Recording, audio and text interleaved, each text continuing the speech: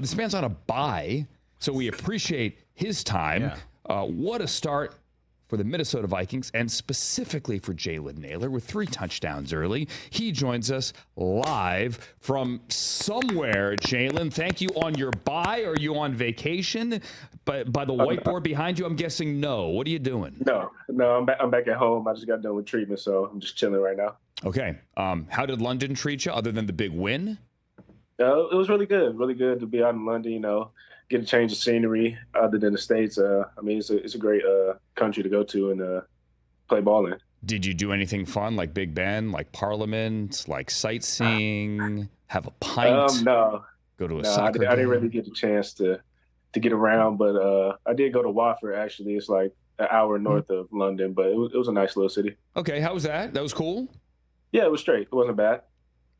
Okay, there you go.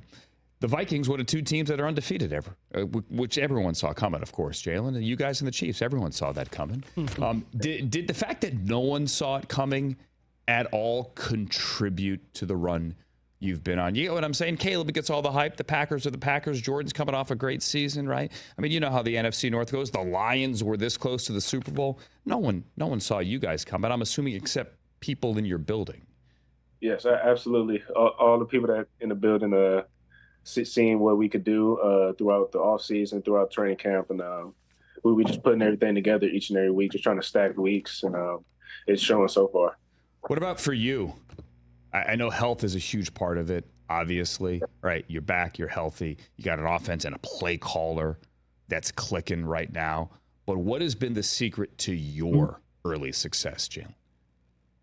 Just take care of my body and just being prepared to go out and play all 3 positions at the receiver spot and just do what I do, and I have the trust in the coaches and my teammates, to go out there and make plays, and I've been doing that so far.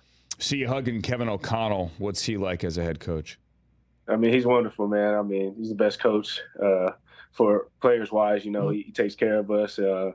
He always keeps things straightforward with us and has a lot of trust and just accountability for each and every player on the team and coach staff as well. Got to know him a little bit when he was here in L.A. I called games for the Rams. He has a level of positivity. He's super smart, first of all. But there is a level of positivity. Also, I think, with simplicity to the offense. It's not a simple offense, but he gives you the answers to the test.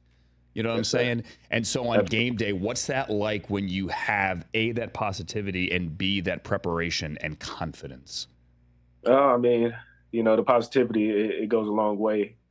He just keeps us going, keeps us motivated to just do our best. And we have the right tools in our offense and the guys in the building to go out there and execute the game plan that he has. It may seem simple to everybody else, but it's not really too simple once you really get down and look at it and really dive down deep into it. Talking to Jalen Nailor of the Vikings, what'd that win mean? Because I don't think he really led on to it too much. It was just another week for Sam Darnold, right? Sure. Yes. What it really mean to beat the Jets? I mean, for me, it was another week for sure. But for Sam, I know it probably felt good for him to go out and play his former team and defeat them and show that he was a quarterback that they did draft when they did back in the day. So, I mean, it's just another confidence booster for him just to keep on going and see where the season takes us. He's throwing dimes as well, and your defense is on a heater. Does Brian Flores turn up the heat in practice on you guys as much as he turns up the heat on game day on the opposing offense? Absolutely. Through training camp, he was throwing a lot of stuff at us to where we can play fast as an offense during the season. It's not as much scheme-wise things that we have to go and look and read the coverages before the play and during the play. So he throws a lot at us during practice, and I'm thankful to have him as our defensive coordinator to go out and challenge us, and they're doing a phenomenal job on the defensive side and just causing havoc.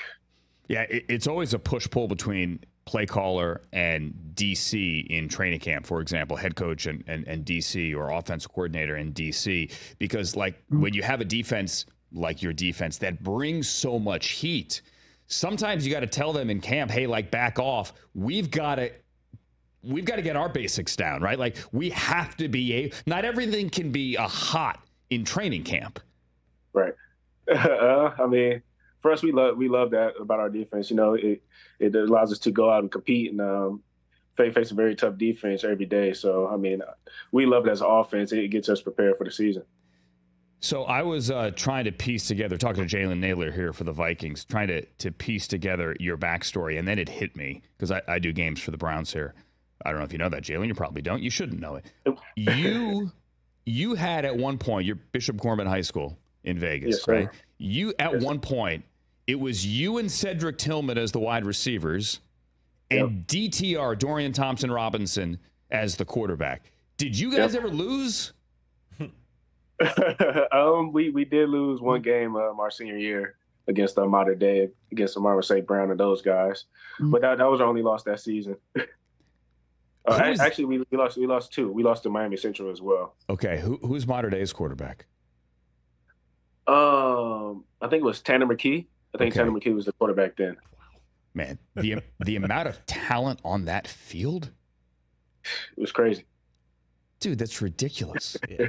What, a handful of pros in that game? Yeah, just a handful of pros. Like it is crazy sometimes when on a week by week basis you go back and you try to connect the dots, and this guy played with that guy in high school and that guy played with, and you're like, wow, the level of talent that you had. And obviously the Browns were back there a couple of weeks ago, and DTR and Ced got to go back home. Unfortunately, the game did not end the way that they were hoping, but obviously the future hopefully still bright for them the rest of the way. Does it mean something to stay the last undefeated team, Jalen, in the NFC? Clearly you don't want to lose. I know that sounds like a silly question, but for some it's like a source of pride. We're the last one standing. Does that mean anything? For me, no. I mean, we still got to go out each week and still prove to everybody else that we're a good football team and can play all three phases of the game. And we just got to keep improving, clean up the little things throughout each game, and just keep improving. Are you getting any vacation? Last question here. Or is it only stick at home and focus on treatment? You have anything?